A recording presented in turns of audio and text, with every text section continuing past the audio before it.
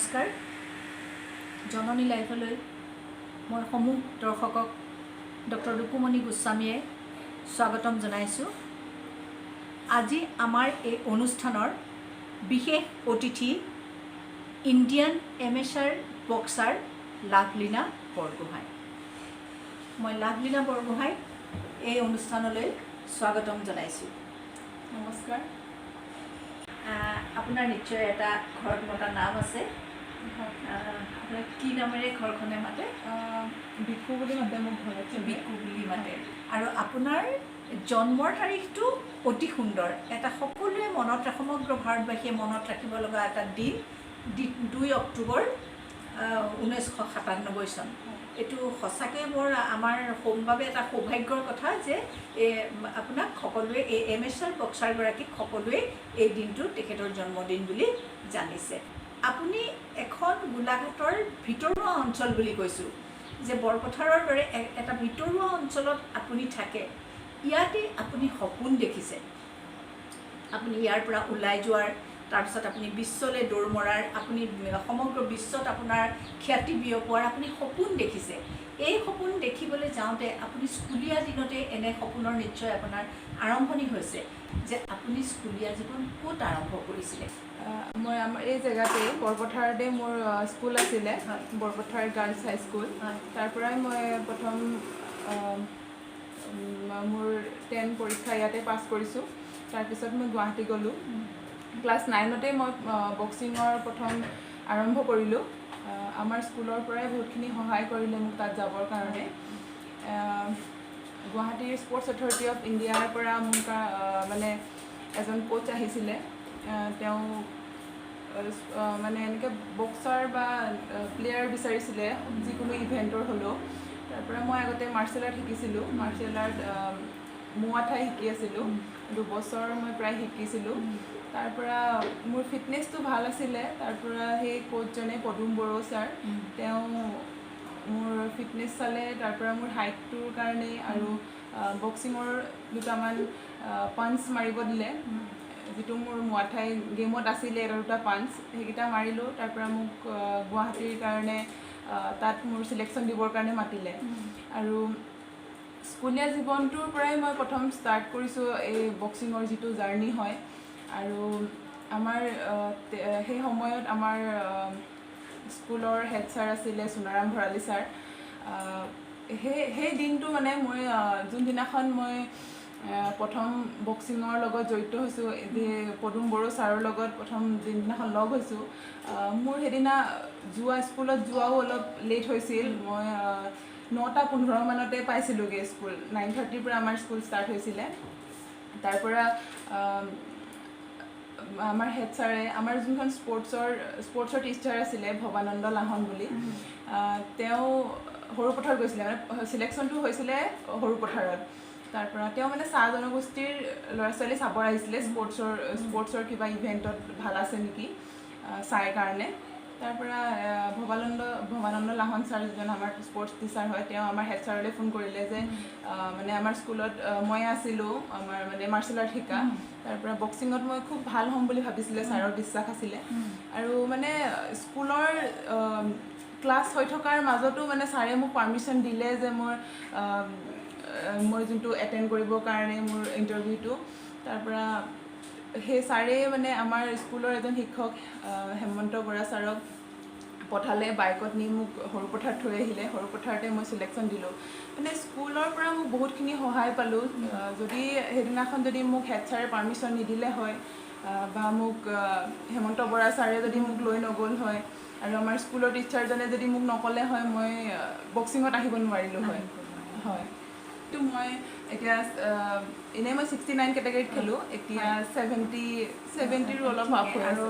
সেইটো হাইটটো মোৰ 5 ফুট 11 ইঞ্চি। 5 foot 11 inch. মই এটা কথা জানিব খুজিম যে আপুনি গৈ একেবাৰে এতিয়া টকিঅ' অলিম্পিকলৈকে আপোনাৰ যাত্ৰা অব্যাহত আছে। এই যে মাজৰ সময়খিনি আপুনি যেতিয়া পাৰ হ'ল, কলেজীয়া জীৱনত আপুনি বিপৰুৱাত পঢ়িছোঁ বুলি কৈছে আপুনি, তাৰ সেইখিনি সময়ত আপোনাৰ চৰ্চা কেনেকুৱা ধৰণৰ আছিলে? প্ৰথম ষ্টাৰ্টিঙৰ পৰা ক'বলৈ গ'লে সেইটোতো ষ্টাৰ্টিঙে আছিল মোৰ। এই সময়ছোৱালৈকে এটা দীঘলীয়া সময়খিনি কৈ শেষ কৰিব নোৱাৰি, ইমানেই কথা আছে। তথাপিও প্ৰথম কলেজীয়া জীৱনত অলপ প্ৰব্লেম হ'ল মোৰ। হায়াৰ ছেকেণ্ডেৰী মই বি-বৰুৱাৰ পৰা কমপ্লিট কৰিছোঁ।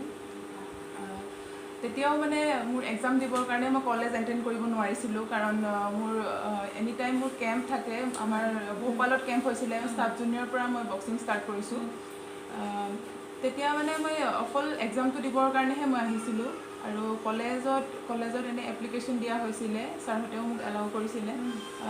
মই তেনেদৰে মোৰ হায়াৰ ছেকেণ্ডেৰীটো কমপ্লিট কৰিলোঁ, কিন্তু গ্ৰেজুৱেশ্যনত অলপ প্ৰব্লেম হ'ল। 4th চেমত মই এৰিব লগা হ'ল তাত, কাৰণ গোটেই বছৰটোৱে মই দিল্লীত থাকিব লগা হয়। একেবাৰে মানে এক্সামৰ কাৰণেও আহিব নোৱাৰোঁ, আৰু কেতিয়াবা এনেকুৱা হয় যে গেমৰ কাৰণে ইণ্ডিয়াৰ বাহিৰত থাকিব লগা হয়, কেতিয়াবা তাতে কেম্প হৈ যায়। তাৰ কাৰণে মই মানে গ্ৰেজুৱেশ্যনটো কমপ্লিট কৰিব নাই পৰা। আমি 2018ত আপুনি ইণ্ডিয়া অ'পেন ইণ্টাৰনেশ্যনেল বক্সিং টুৰ্ণামেণ্টত আপুনি গ'ল্ড মেডেল লাভ কৰিছিলে, আৰু নিউ দিল্লীত হৈছিলে, আৰু গুৱাহাটীত হৈছিলে 2019ত, তাত আপুনি চিলভাৰৰ পাইছিলে। আৰু ব্ৰঞ্জৰ আপুনি মেডেল লাভ কৰিছিলে 2019ত, এইটো আইবা বুলি কয়। সেই আইবা উইমেন ৱৰ্ল্ড যিটো বক্সিং কম্পিটিশ্যন আছিলে, তাত আপুনি ব্ৰঞ্জৰ মেডেল। আৰু এই যে মেডেলবিলাক আপুনি পাবলৈ আৰম্ভ কৰিছে, তেতিয়া আপোনাৰ অনুভৱটো কেনেকুৱা হৈছে বাৰু? এটা লেভেল পাবৰ কাৰণে, বা আমি যিটো এটা কম্পিটিশ্যন খেলিব যাওঁ, সেই কম্পিটিশ্যনটোত চেম্পিয়ন হ'বৰ কাৰণে, তাত মাত্ৰ এটা কম্পিটিশ্যনত খুব বেছি আপুনি 9 মিনিটৰ গেম দেখি পায়, কিন্তু তাৰ পিছৰ যিমানখিনি কষ্ট থাকে, যিমানখিনি আমি প্ৰেক্টিচ কৰিব লগা হয়, সেইখিনিত মানে এনেকুৱা হয় যে নিজকে মটিভেট ৰাখিব লগা হয়। এটা কম্পিটিশ্যনত যাবৰ কাৰণে কিমানখিনি প্ৰিপেৰেশ্যন থাকিব লাগে আমাৰ, সকলোখিনি যেতিয়া আমি কৰি থাকোঁ, তেতিয়াৰ পৰাই ষ্টাৰ্ট হয়। কাৰণ এটা কম্পিটিশ্যনত গৈ পিনি গোটেইখিনি ষ্টাৰ্ট নহয় যে মই এইটো জিকিমেই নিজিকিমেই কোনো মানে ডাঠি কৰি ক'ব নোৱাৰে, কাৰণ মোৰ প্ৰিপেৰেশ্যন চাইহে মোৰ পাৰফৰ্মেঞ্চ আহিব, মই কেনেদৰে প্ৰিপেৰেশ্যন কৰিছোঁ। সেই সময়টো অনুভৱটো আগৰ পৰাই জনা যায় যে মই কিমানটো লেভেলত মই প্ৰেক্টিচ কৰি আছোঁ, আৰু মই কিমান পাৰফৰ্মেঞ্চ দিব পাৰিম। মই এতিয়াই গম পাম যে মই অলিম্পিকত ভাল পাৰফৰ্মেঞ্চ কৰিব পাৰিম নে নোৱাৰিম, কাৰণ মোৰ প্ৰিপেৰেশ্যনৰ পৰাই মই গম পাম সেইটো। কেতিয়াবা এনেকুৱা হয় যে মই তাতকৈ বেছি আশা কৰি থাকোঁ, আৰু সিমানটো নোপোৱা যায়। কাৰণ প্ৰথম ইণ্ডিয়া অ'পেনত মোৰ গ'ল্ড মেডেল লাগিছে, কিন্তু তাৰ আগতেই মই এটা নেশ্যনেল চেম্পিয়নশ্বিপ খেলিব গৈছিলোঁ। সেইটো হৈছিলে, প্ৰথমতে নেশ্যনেল খেলিব লাগে, তাৰপিছত ইণ্টাৰনেশ্যনেল আহে। প্ৰথম যোনটো মই খেলিব গৈছোঁ, তেতিয়া তাতোতকৈ আগত মই এছিয়ান চেম্পিয়নশ্বিপ খেলিছোঁ 2017ত। প্ৰথম মোৰ ছিনিয়ৰ মেজৰ ইভেণ্ট আছিলে এছিয়ান চেম্পিয়নশ্বিপ, আৰু তাৰ পৰা অহাৰ পিছত মোৰ টাইফইড হৈছিলে, আৰু তাৰ কাৰণে মই প্ৰায় এমাহ মানেই মানে ঘৰত থাকিব লগা হৈছিলে, ৰেষ্ট ল'ব লগা হৈছিলে।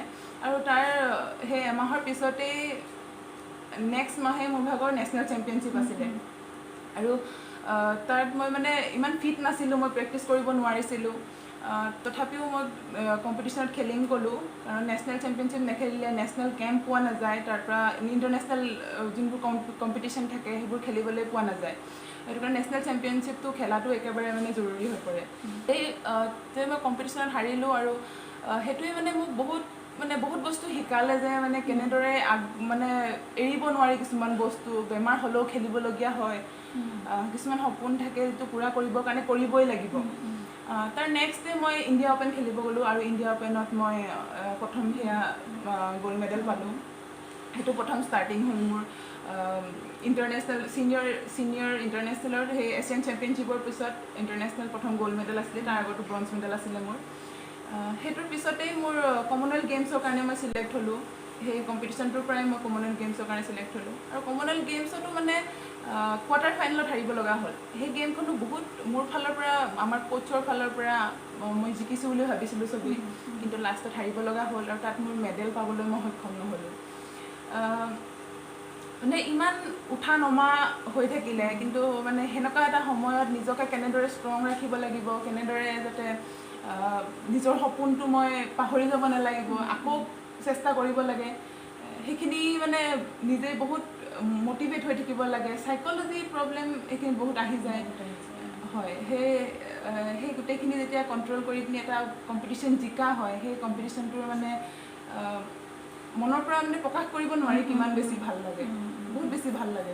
2020 মাৰ্চতে আপুনি 3rd ৰেংকত মানে ৱৰ্ল্ডৰ 69 কেজি ৱেইট কেটেগৰীত মানে 3rd ৰেংকত আহিছিলে, হয় নাই? আৰু সেই 3rd ৰেংকৰ পাছত সেইটো কথা প্ৰথম মহিলা, আপুনি প্ৰথম মহিলা ৰূপে স্বীকৃত হৈছে, আৰু যিটোৰ কাৰণে আপোনাক টকিঅ' অলিম্পিকলৈ পঠাবলৈ ঠিক কৰা হৈছে। সাময়িকভাৱে শিৱ থাপাৰ পাছতে ৰাজ্যৰ পৰা দ্বিতীয় বক্সাৰ হিচাপে দেশক প্ৰতিনিধিত্ব কৰিবলৈ আপোনাক দায়িত্ব দিছে। এইটো এটা কম ডাঙৰ দায়িত্ব নহয়। দ্বিতীয় কথা হৈছে আপুনি এই ক্ষেত্ৰত এখন দেশক প্ৰতিনিধিত্ব কৰিব, তাৰমানে আপোনাৰ কান্ধত এটা মেটমৰা বোজা আছে। আৰু যে অলিম্পিকলৈ আপুনি যাবলৈ চিলেক্ট হৈছে, আপোনাক বাছনি কৰা হৈছে, সেই সময়ত আপোনাৰ কেনেধৰণৰ এটা অনুভৱ হৈছিলে? ৰেছপনচিবিলিটিটো বহুত আহি যায়, হয়, কাৰণ তাতোতকৈ বেছি যে সেইটোৰ কাৰণে মই নিজকে ষ্ট্ৰেছ ল'ব নালাগিব, কাৰণ সকলোৱে আশা কৰিছে মোৰ ওপৰত, মই সেইটো বুজি পাইছোঁ। তাতোতকৈ আগত মই সপোনটো প্ৰথমতে মই দেখিছিলোঁ যে মই এইটো জেগাত মই পামগৈ, মই দেশৰ কাৰণে মেডেল আনিম। সেই ইমানটো যদি মোৰ সপোন আছে, তেনেহ'লে মই কেতিয়াও দায়িত্বটো চাই মই ভয় খাব নালাগিব কেতিয়াও। মই সেইটোৰ কাৰণে নিজকে মই কেনেদৰে আৰু মই নিজৰ সপোনটো পূৰা কৰিব পাৰিম সেইটোৰ ওপৰত মই কাম কৰিব লাগিব। আৰু কোৱালিফাই, আপুনি ক'লে এতিয়া যে মই 3rd ৰেংকত অহাৰ বাবে মই কোৱালিফাই হোৱা নাছিলোঁ, তাৰ কাৰণে মই কোৱালিফাই হোৱা নাছিলোঁ। আমাৰ 3rd ৰেংকত অহাৰ পাছতো আমাৰ এটা কোৱালিফাই ইভেণ্ট আছিলে, যোনটো এছিয়াৰ ভিতৰত হৈছিলে। এছিয়াৰ ভিতৰত এটা কম্পিটিশ্যন হৈছিলে, য'ত মানে আমাৰ এছিয়াৰ গোটেইকেইখন কাণ্ট্ৰি আহিছিলে। তাত মই মেডেল পোৱাৰ কাৰণে কোৱালিফাই হৈছিলোঁ। আৰু আমাৰ অসমৰ পৰা মই প্ৰথম মহিলা হিচাপে স্বীকৃতি হ'লোঁ সেইটো সময়তে অলিম্পিকৰ কাৰণে। তেতিয়ালৈকে মই গম পোৱা নাছিলোঁ অসমৰ পৰা কোনে কোনে অলিম্পিক খেলিছে। শিৱ থাপা খেলিছে বক্সিঙৰ, আৰু বহুতে খেলিছে, কিন্তু মহিলাৰ ভিতৰত মই প্ৰথম হ'লোঁ। তথাপিও মই সিমানখিনি যে অসমৰ পৰা মই প্ৰথম হোৱা সেইখিনি মোৰ সপোন নহয়। মোৰ সপোনটো হৈছে মই দেশৰ কাৰণে মেডেল অনা অলিম্পিকৰ পৰা। সেইটো কাৰণে মই এতিয়ালৈকে যিমান পাৰিছোঁ সিমান চেষ্টা কৰি আছোঁ, যাতে মই কেনেদৰে মোৰ সপোনটো পূৰা কৰিব পাৰোঁ, কেনেদৰে মই আমাৰ দেশৰ কাৰণে মেডেল আনিব পাৰোঁ। আৰু আমাৰ যেতিয়া এটা কম্পিটিশ্যন খেলা হয়, যেতিয়া ডাঙৰ এটা ইভেণ্ট খেলা হয়, তেতিয়া মানে যোন চেম্পিয়ন হয়, চেম্পিয়নৰ কাৰণে ইণ্ডিয়ান ফ্লেগ হয়, নেশ্যনেল এন্থেম গায়। সেই মুহূৰ্তটো মানে এটা মানে ফিল কৰিব, কেনেকুৱা মানে এটা সময়, সেইটো মানে মুখেৰে প্ৰকাশ কৰিব নোৱাৰি সেই সময়টোৰ কথা। আৰু সিমানটো মানে সেইটো গৌৰৱ, মানে সেইটো সময়তহে বুজি পাই যে অনুভৱ কৰিব পাৰি যে মোৰ কেনেকুৱা ফিল হ'ব মানে। সেইটো কথা ভাবিয়ে মই সদায় মটিভেট থাকোঁ যে মোৰ যোনটো সপোন আছে তাক মই কেতিয়াও পিছ পেলাব নোৱাৰোঁ। আশা কৰিছে, হয়, মানুহে সকলোৱে আশা কৰিছে, সেইটোক লৈ মই ষ্ট্ৰেছ ল'ব নোৱাৰোঁ, কাৰণ কেতিয়াবা ষ্ট্ৰেছ ল'লে মানে কম্পিটিশ্যনত ভাল হ'ব নোৱাৰে। আৰু কেতিয়াবা জিকিম বুলি ক'লেই মই জিকিব নোৱাৰোঁ, মানে তাত বহুতখিনি চাইক'লজি প্ৰব্লেম আহি যায়। কাৰণ এটা গেমত খেলিব পাৰে, মই যদি ভাবোঁ যে মই বহুত মাৰিম আজি, বহুত মানে একদম ৰিঙত গৈ মোৰ অপনেণ্টক মাৰি দিম আজি, এইটো ভাবি গ'লে মই কেতিয়াও খেলিব নোৱাৰোঁ। কাৰণ সেইটো সময়ত মোৰ মাইণ্ডে কাম কৰিব লাগিব, মই টেকনিকত কাম কৰিব লাগিব, যে মই অপনেণ্টে তাৰ মগজত কি চলি আছে সেইটোও চাব লাগিব, যে কি মাৰিব এতিয়া, মই এইটো মাৰিম তাৰপিছত কি মাৰিব, বহুতখিনি বস্তু চাবলগীয়া হয়। তেতিয়া যদি বেছি খং উঠে বা মই বেছি যদি নিজকে মানে যেন এগ্ৰেছিভ হৈ যাওঁ, সেইখিনি মানে কাম নিদিয়ে, কণ্ট্ৰল কৰিব লাগে সকলোখিনি। এতিয়া চবেই মোৰ ওপৰত আশা কৰি আছে, কিন্তু মই সেইটো কাৰণে একো ষ্ট্ৰেছ লোৱা নাই, ফ্ৰী আছোঁ, বিন্দাছ আছোঁ, যে মোৰ সপোন আছে, মই পূৰা কৰিম আৰু। এইটো বহুত যে জাতীয় পতাকাখন আৰু আমাৰ যিটো ৰাষ্ট্ৰীয় সংগীত, সেই পৰিৱেশটোত সেই দুটা বস্তুৱে তেওঁক এনেকুৱা ধৰণে তেওঁক সেই সময়ত মানে আৱেগিক কৰি তোলে। মই ভাবিছোঁ তেওঁ আৱেগপ্ৰৱণ হৈ উঠে, আৰু সেই আৱেগপ্ৰৱণতাই তেওঁক কিছু ক্ষেত্ৰত ভাল ধৰণে আগবাঢ়ি যোৱাত নিশ্চয় সহায় কৰিব।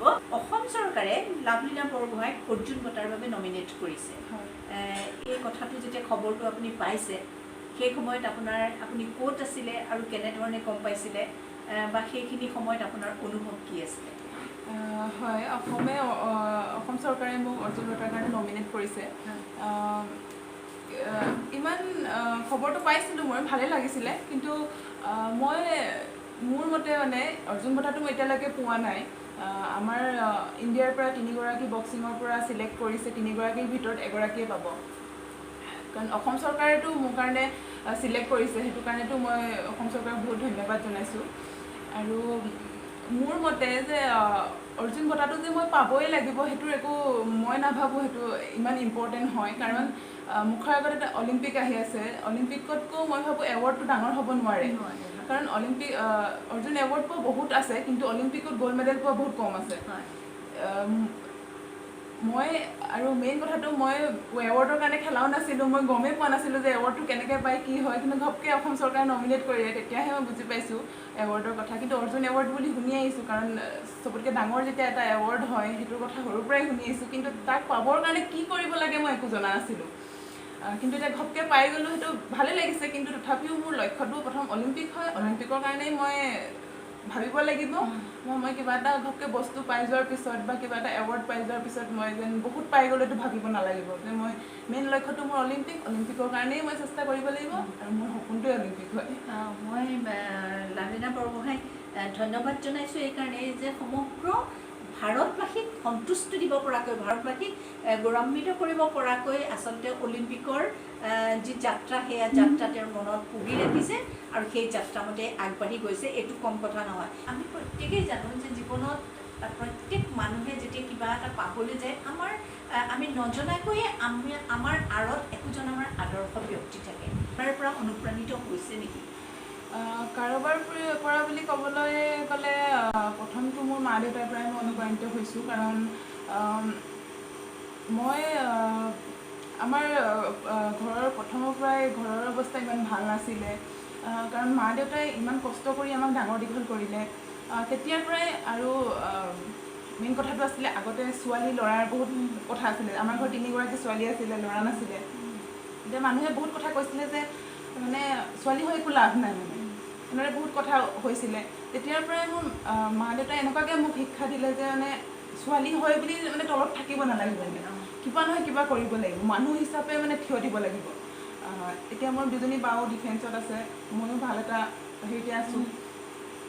মা দেউতাই যিটো মানে মা দেউতাকে সেইটো কাৰণে মোৰ আদৰ্শ বুলি মানি লওঁ, যে মা দেউতাই যিদৰে মানে কষ্টত আমাক ডাঙৰ দীঘল কৰিলে, তেওঁলোকৰ কথা ভাবিয়ে মানে বহুত বেছি মটিভেট হওঁ, আৰু মানে বহুত যেন কিবা কৰিব পাৰিম আৰু কিবা যেন কৰিব লাগিব, সেইটো মানে মনত আহে।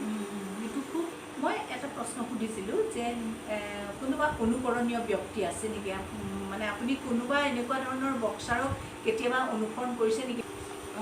আমাৰ ভাল লগা ব্যক্তি বুলি ক'বলৈ গ'লে মেৰী কমটোতো আছে। মেৰী কম বক্সিঙৰ, আমাৰ ওমেন বক্সিঙৰ যোনটো মেৰী কমকে চবেই আইডল বুলি মানে, মেৰী কম দিদিটো আছেই। কিন্তু তাতকৈ ওপৰত মই মহম্মদ আলি আৰু মাইক টাইছনৰ মানে ফ'ল' কৰোঁ। তেওঁলোকৰ যিটো বক্সিং ষ্টাইল হয় সেইটো দেখিবৰ কাৰণে মোৰ ভাল লাগে, আৰু যিটো মহম্মদ আলিৰ বক্সিং ষ্টাইল হয় মই তেনেদৰে খেলিবৰ কাৰণে অলপ চেষ্টা কৰোঁ। ডিফেন্সিভ বক্সাৰ হয়, কেনেদৰে নিজক বচাব লাগিব, বচাই খেলে, সেই ষ্টাইলটো মোৰ ভাল লাগে। আৰু ওখ বক্সাৰ সদায় মানে এগ্ৰেছিভ খেলিব নালাগে, ডিফেন্স খেলিব লাগে, পলাই খেলিব লাগে, এনেকুৱাবোৰ মহম্মদ আলিক চাওঁ। আৰু মাইক টাইছনক তেওঁৰ যোনটো ষ্টাইল হয় সেই ষ্টাইলটো মোৰ বহুত ভাল লাগে। আৰু তেওঁলোক প্ৰফেচনেল বক্সাৰ হয়, আৰু কিন্তু তেওঁলোকক বক্সিঙৰ গড বুলি মনা হয়। তেওঁলোকে মই ফ'ল' কৰোঁ। সেয়াই হয়। আপুনি কিমান সময় অনুশীলন কৰে দিনটোত? এটা সময়লৈকে মই জনা নাছিলোঁ যে অনুশীলনৰ কেনেদৰে কৰিব লাগে, মানে কিমানটো আমাৰ বডিত প্ৰয়োজন হয়, আমি কিমানটো কৰিলে আমি ভাল পাৰফৰ্মেঞ্চ দিব পাৰিম। আমাৰ গোটেইখিনি সম্পূৰ্ণ এটা শ্বেডুলত চলা হয়, যিটো এটা ৰুটিন মেইনটেইন কৰোঁ আমি। 2017লৈকে মোৰ কোনো এনেকুৱা ৰুটিন নাছিলে। মই যিমান পাৰোঁ মই ট্ৰেইনিং কৰোঁ, 3 টাইমকৈ ট্ৰেইনিং কৰোঁ। কেতিয়াবা ৰাতিপুৱা কৰি আহোঁ, আকৌ অকণমান দেৰিৰ পিছতো মই ট্ৰেইনিং গুচি যাওঁ। মানে মই দিনটো কেতিয়াবা ফিল্ডতে থাকোঁ, এনেদৰেও আছিলে সেইটো সময়ত 2017লৈকে। 2017ৰ পৰা মই যেতিয়া ছিনিয়ৰত আহিলোঁ, 2-3টা মই মেজৰ কম্পিটিশ্যন খেলিলোঁ। তাৰপিছৰ পৰাহে মানে ভালদৰে বক্সিংটো বুজি পালোঁ। বক্সিংটো এইটোৱে নহয় যে অকল মানে হাৰ্ড ৱৰ্ক কৰিলেই যে খেলিব পাৰিম, সেনেকুৱা নহয় মানে। কাৰণ কেতিয়াবা এনেকুৱা হয় আমাৰ বডিটোক কিমান প্ৰয়োজন হয়, আমি যিমান কষ্ট কৰোঁ সিমানটো আমাক ৰিকভাৰীৰ প্ৰয়োজন হয়। বহুত বেছি যদি আমি প্ৰেক্টিছ কৰোঁ, নেক্সট টাইমত আকৌ প্ৰেক্টিছ কৰিব গ'লে আমাৰ গাত জোৰ নাথাকে। গোটেইখিনি চাইণ্টিফিকলি হয়। 2017ৰ পিছৰ পৰা মই এটা শ্বেডুলত ট্ৰেইনিং কৰোঁ। সেইটো সময়লৈকে মই কোনো লিমিট নাছিলে, মই ট্ৰেইনিং কৰিয়ে থাকোঁ। কেতিয়াবা ৰাতি 9টা বজাত উঠিও প্ৰেক্টিছ কৰি দিছিলোঁ। কিন্তু 2017 পৰা মই এটা ৰুটিন মেইনটেইন কৰোঁ, ৰাতিপুৱা ট্ৰেইনিং কৰোঁ, ইভিনিং ট্ৰেইনিং কৰোঁ। কাৰণ যদি আমি আধা ঘণ্টাও ট্ৰেইনিং কৰোঁ, সেই ট্ৰেইনিংটো যদি একদম পূৰা মন দি পূৰা প্ৰপাৰ ট্ৰেইনিং কৰোঁ, সেই আধা ঘণ্টাটোৱে বহুত বেছি আমাক বেনিফিট দিব। তাতকৈ যি আমি যদি গোটেই দিনটো ট্ৰেইনিং কৰি থাকোঁ, তাৰ একো মানে লাভ নহয়। এতিয়া মই মাত্ৰ ৰাতিপুৱা 2 ঘণ্টা প্ৰেক্টিছ কৰোঁ আৰু গধূলি 2 ঘণ্টা প্ৰেক্টিছ কৰোঁ, আৰু বাকী দিনটো এটা 2 ঘণ্টা শুওঁ, আৰু বাকী ডায়েটৰ যোনটো মোৰ খোৱাৰ সেইটো মই নিজে চিডিউল আছে, সেইটো মই মেইনটেইন কৰোঁ। শাৰীৰিক পৰিশ্ৰমটোৰ লগত আচলতে আপুনি কিমান ডিভ'শ্যনটো কিমান দিব পাৰিছে, তাত আপুনি কিমান বেছি আপোনাৰ স্পৃহাটো আৰু আপোনাৰ একাগ্ৰতাটো কিমান তাৰ লগত জড়িত হৈ আছে, এই কথাটোত আপুনি বেছিকৈ গুৰুত্ব দিছে। এইটো আটাইতকৈ ভাল লগা কথা যে হয়, আপুনি ঠিকেই কৈছে, যিমান পৰিশ্ৰম কৰিব আপুনি বা যিমান আপুনি অনুশীলন কৰিব, যদি তাত আপোনাৰ কেতিয়াবা মন দিব নোৱাৰে বা আপুনি তাত যদি চাইক'লজিকেলি ইনভল্ভ হ'ব নোৱাৰে, তেতিয়াহ'লে আপোনাৰ তেনেধৰণৰ কৰি লাভ নাই। এই কথাখিনি আমি ভালকৈ গম পালোঁ। আৰু আপোনাৰ যিটো অধ্যয়ন পিপাসু মন, এই গোটেই বক্সিং গোটেই প্ৰক্ৰিয়াটোত, সেই মনটো আচলতে আজি আমি আপোনাৰ লগত পতা কথাখিনিৰ পৰা আমি বৰ প্ৰকট হৈ পৰিলে, আমি বৰ ভালকৈ গম পালোঁ। আচলতে আপুনি আমাৰ গৌৰৱ। এই কথাষাৰ মই আৰম্ভণিতেও কৈছোঁ, এতিয়াও কওঁ, আপুনি আমাৰ গৌৰৱ। আপুনি বিশ্বত অলিম্পিক খেলিবলৈ যাব টকিঅ'ত, তাৰ ভিতৰতো আপুনি আহি আপোনাৰ গাঁওখনৰ মানুহৰ লগত আপুনি মিলা মিছা কৰি আছে, দৰকাৰ হ'লে আপুনি পুখুৰীটো নামিছে, দৰকাৰ হ'লে আপুনি অন্য কিবাও কৰিছে। এই গোটেই কথাখিনিৰ লগত আপোনাৰ সম্পূৰ্ণ ব্যক্তিত্বটো নিহিত হৈ আছে। এইটো কাৰণে আপোনাক আমি জননী লাইভৰ পৰা বিশেষভাৱে আপোনাক আমি শ্ৰদ্ধা জনাইছোঁ। আৰু আপোনাৰ লগত কথা পাতি, আপোনাৰ পৰা এইখিনি কথা আমি জানি আমি যথেষ্ট উপকৃত হৈছোঁ। বিশেষকৈ আমি জননী লাইভৰ শ্ৰোতাসকল উপকৃত হ'ব বুলি ভাবিছোঁ, আৰু সকলোৱে আপোনাক আচলতে ওচৰৰ পৰা চাবলৈ মন কৰে, আৰু ওচৰৰ পৰা আপোনাক পাবলৈও মন কৰে। কিন্তু আমাৰ সৌভাগ্য, আমি আজি আপোনাক এনেধৰণে আহি কথোপকথন আপোনাৰ লগত কৰিব পাৰিলোঁ, আৰু আপোনাক আমি উজ্জ্বল ভৱিষ্যত কামনা কৰিছোঁ। আপুনি সমগ্ৰ বিশ্বতে আপোনাৰ নাম বিয়পি পৰক, আপুনি অলিম্পিকত জয়লাভ কৰি আহক, ভাৰতবৰ্ষক সন্তুষ্টি দিয়ক, অসমক সন্তুষ্টি দিয়ক, আপুনি গোলাঘাটৰ এপাহ গোলাপ ফুল হৈ উভতি আহক। আমি তাকেই কামনা কৰিছোঁ, আৰু আপোনাৰ এই জয়যাত্ৰা অব্যাহত থাকক। জননী লাইভৰ সমূহ শ্ৰোতাক মই কৃতজ্ঞতা আৰু ধন্যবাদ জ্ঞাপন কৰিছোঁ, আৰু লগতে লাভলীনা বৰগোহাঁইৰ উজ্জ্বল ভৱিষ্যত কামনা কৰি এই অনুষ্ঠানৰ পৰা বিদায় লৈছোঁ।